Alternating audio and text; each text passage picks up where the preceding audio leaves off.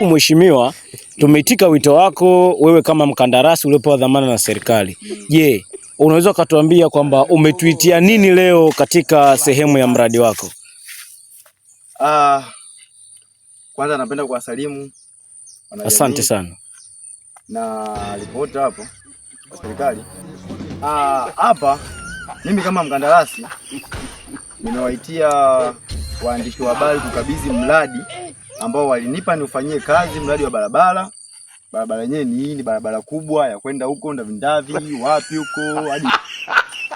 Sasa nimekuja kuwakabidhi serikali, ila kabla ya yote nimependa kwanza kuwaita waandishi wa habari ili niwakabidhi live mbele ya wananchi wote ambao wanaishi katika maeneo haya kwamba mradi upo tayari na upo tayari unafanya kazi na barabara tayari inapitika, barabara nzuri kabisa. Nina imani wataipenda, bila shaka wataipenda kabisa. Je, tunaweza kuwaonyesha wananchi mradi?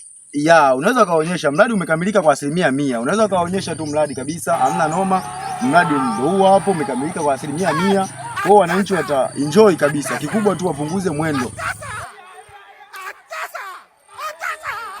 Mama yangu. Game over.